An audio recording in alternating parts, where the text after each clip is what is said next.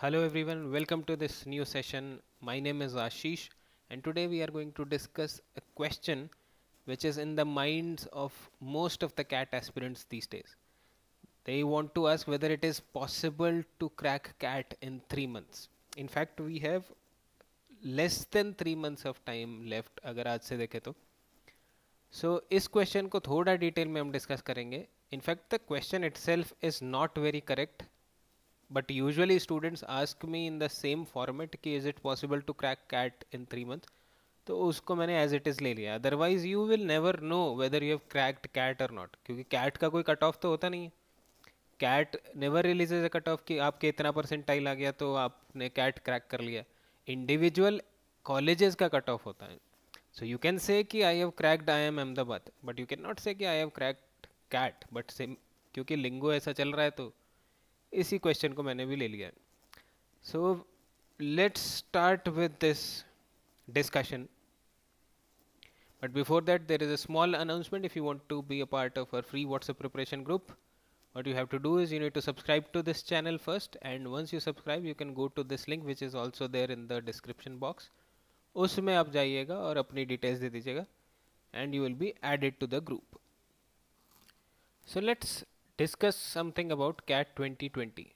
So CAT 2020 is scheduled to be held on 29th of November. अगर सब कुछ ठीक रहा तो 29 November, that means we have slightly less than 3 months time. तो अभी स्टूडेंट्स यही क्वेश्चन पूछ रहे हैं कि क्या सर इतना टाइम इनफ है to crack the exam. So let me correct this question.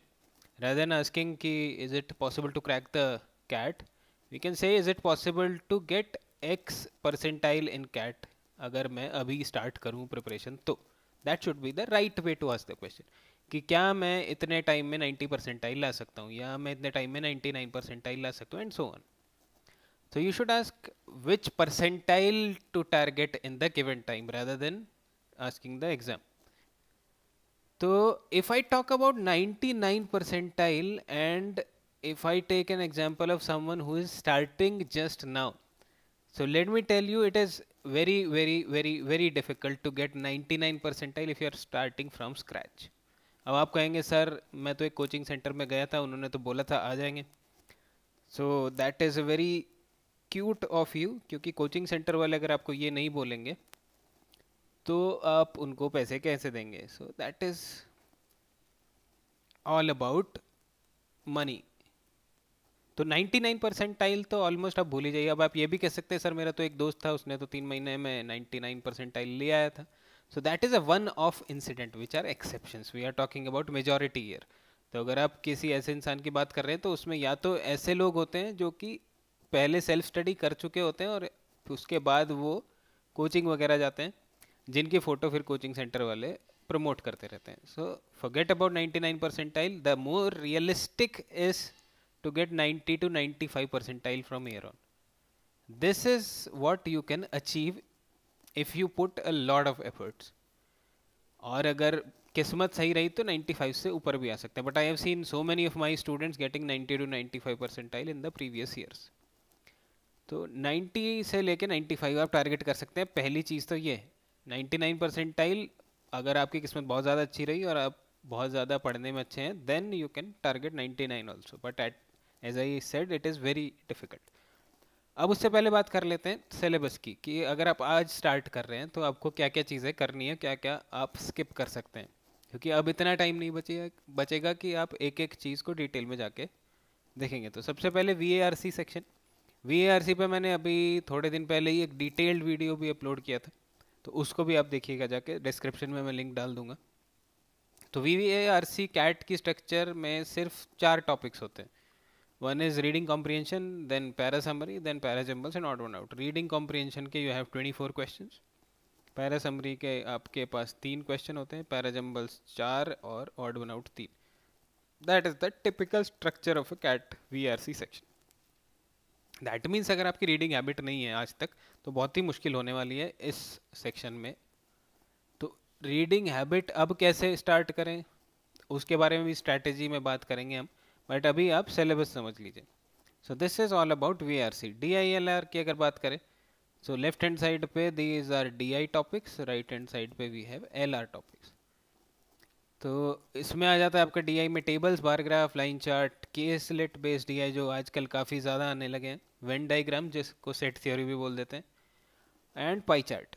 These are the topics that you need to cover in the given time.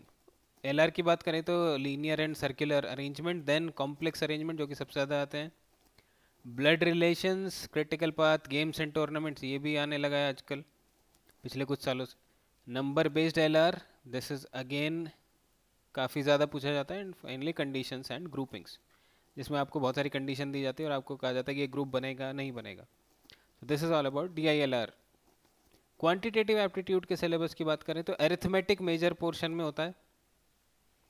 उसके बाद जो नॉन नेगोशिएबल टॉपिक्स हैं, एलजेब्रा के you can expect 5 to 6 question, geometry में you can expect 5 to 6 question, number system के भी 3-4 question आ ही जाते हैं। So these 3 topics are very important. Arithmetic से you can expect 12 to 13 questions, जो ऊपर के 5 टॉपिक्स हैं। And then we have modern maths, permutation, combination and probability. तो अगर आपको मैं कहूँ कि कौन कौन से टॉपिक बिल्कुल भी आपको नहीं छोड़ने हैं, तो परसेंटेज इज़ वेरी इंपॉर्टेंट, क्योंकि DI उसी पे बेस्ड होता है। SICI यानी simple and compound interest, profit loss, ratio, mixture and averages, ये 3 तो आपको ज़रूरी करने हैं क्योंकि DI में ये बहुत हेल्प करते हैं। उसके बाद algebra, geometry, number system, these are 3 topics जिनको आप छोड़ने का सोच में मत लीजिएगा। When it comes to other topics, उसमें आप, मैं ये नहीं कह रहा हूँ कि टॉपिक को ऑल टुगेदर छोड़ ही दीजिए, बट एटलीस्ट उनके बेसिक्स आपको क्लियर होने चाहिए, क्योंकि कई बार ऐसा हो जाता है कि बहुत ही ईजी क्वेश्चन आ जाता है किसी टॉपिक का। तो make sure you cover the basics of every topic given in the list. तो ये बात हो गई सिलेबस की। अब बात करते हैं स्ट्रैटेजी। क्या स्ट्रैटेजी आप यहाँ से यूज़ करें कि आपका परसेंटाइल मैक्सिमाइज हो सके, up to 95% you can achieve. तो सबसे पहले स्ट्रैटेजी आपकी आती है VARC की। तो बचे हुए टाइम में I am expecting that you will devote at least 100 hours to VARC section. अपनी प्रिपरेशन में आप 100 आवर्स निकालिए बचे हुए टाइम में ओनली फॉर VARC। अब वो कैसे निकालेंगे that is up to you, but this is the bare minimum that you should devote. अब इसमें आप क्या कर सकते हैं, आई एम अज्यूमिंग कि आप बेसिक कॉन्सेप्ट क्लियर कर लेंगे इजीली, क्योंकि टॉपिक ज़्यादा नहीं है। मैंने बताया था पैराग्राफ से रिलेटेड ही हैं सारे, paragraph summary, paragraph jumbles, reading comprehension which is a collection of paragraphs, and odd one out which is again paragraph. तो basic concepts of every topic कि कैसे ऑप्शंस एलिमिनेट करते हैं, कैसे आपको टिप्स एंड ट्रिक्स यूज़ करनी है सही आंसर लाने के लिए, वो सब आपको देखना पड़ेगा। अगर आपको लगता है कि आप सेल्फ स्टडी से कर सकते हैं then it is very good. इसके अलावा अगर आपको लगता है कि you need a proper guidance in this section, then we have started live classes on that, उसका लिंक भी डिस्क्रिप्शन में है, तो you can join those classes as well. अब बेसिक्स आपने क्लियर कर लिया, उसके बाद बचे हुए जितने भी दिन हैं उसमें at least you should give 30 sectional test of VARC। सिर्फ VARC के 1-1 घंटे के टेस्ट, जिसमें पूरा सेक्शन आपको देना है। 30 टेस्ट दीजिए, उसमें एक टेस्ट में 5 RC आते हैं, so you will solve 150 RCs and you will also solve 300 verbal ability question. 150 RC reading comprehension, 300 verbal ability, क्योंकि एज इट इज़ 10 क्वेश्चन हर एक टेस्ट में रहेंगे VA के, और 24 क्वेश्चन के आसपास रहेंगे RC के। तो ये हो गया आपका पूरा स्ट्रक्चर। अब इस टेस्ट को आपको थॉरली एनालाइज भी करना है। एक बार ऐसा नहीं कि टेस्ट देके छोड़ दिया, एक दिन आप टेस्ट दीजिए और उसका पूरा एनालिसिस करिए कि आपने गलती कहाँ गई, और जो गलती आपने करी है उसको आप रिपीट मत करिए नेक्स्ट टेस्ट में। That should be your approach. तो ये अगर आप स्ट्रैटेजी यूज़ करेंगे तो you will definitely see improvement in your VARC score. But concept clear होना ज़रूरी है कि कैसे टाइप के क्वेश्चन आते हैं, मेन आइडिया क्या है, टोन्स के क्वेश्चन में कौन कौन सी टोन आती है, उनको कैसे आइडेंटिफाई करना होता है, these you should know, these are the basics. अब बात करते हैं DILR की। DILR में भी सेम स्ट्रैटेजी आपको यूज़ करनी है, 100 आवर्स, क्योंकि इसमें कोई नए टॉपिक नहीं होगा। जो क्वांटिटेटिव एप्टीट्यूड के टॉपिक्स हैं वही इसमें यूज़ होते हैं। तो पहले आपको क्वांटिटेटिव एप्टीट्यूड के बेसिक्स बनाने, उसके बाद DILR पे आना है। जब आपके परसेंटेज और इनफैक्ट अरिथमेटिक जब आपका पूरा हो जाए, तब आप इसके टेस्ट देना स्टार्ट कर दिए सीधे। इसमें और कुछ नहीं करना है, simply start giving the test. और आप एक चीज़ और कर सकते हैं, यूट्यूब चैनल पे ही हमारे we have started DILR series, जिसमें 10 सेशन के आसपास ऑलरेडी अपलोड हो चुके हैं। आप वो भी देख सकते हैं to get a better idea कि how to approach DILR questions. तो इसमें भी आपको यही करना है। इसमें भी you can have around 30 sectional test of 1 hour each, और एक सेट में आपके 8 क्वेश्चन होते हैं, यानी एक टेस्ट में 8 सेट्स होते हैं। तो 8 सेट इंटू 30 आप कर दीजिए, 240 सेट्स आपको मिल जाएंगे। तो that should be enough to get a decent percentile, अगर आप 240 सेट्स एग्जाम आने तक सॉल्व कर लेते हैं। अब बात करते हैं क्वांटिटेटिव एप्टीट्यूड सेक्शन की। उसमें आपको कॉन्सेप्ट थोड़े डिटेल में जाके बनाने पड़ेंगे। So these two sections were practice based. इसमें आपको सिर्फ प्रैक्टिस करनी है ज़्यादा से ज़्यादा, थोड़े बहुत ही कॉन्सेप्ट हैं। लेकिन QA is totally concept based. इसमें आपको कॉन्सेप्ट क्लियर नहीं है तो आप इसमें स्कोर नहीं कर पाएंगे। सो that is why first build concepts. Again, as I said, if you can do it on your own, well and good. Otherwise, you can join the live classes also. उसमें concepts बहुत ही easily clear करा देते हैं। तो इसकी बात कर लेते हैं अब हम, क्वांटिटेटिव एप्टीट्यूड की स्ट्रेटजी कैसे बनाए। तो मैंने टेबल बना दिया है काफ़ी अच्छे से। तो ये टाइम टेबल आप फॉलो कर सकते हैं एज इट इज़। थोड़ा इसमें आप अपने हिसाब से मोल्ड कर लीजिएगा, जितना भी आपके पास टाइम होता है अकॉर्डिंगली। तो हर एक टॉपिक में आपको कितना टाइम देना है और कितने नंबर ऑफ क्वेश्चंस आपको मिनिमम करने हैं to get a decent hold on the topic. तो this is a 25 days strategy. Total 25 दिन में आपके ये सब बेसिक्स कॉन्सेप्ट क्लियर हो जाने चाहिए। तो परसेंटेज के लिए you can devote 2 days and you can solve at least 100 questions.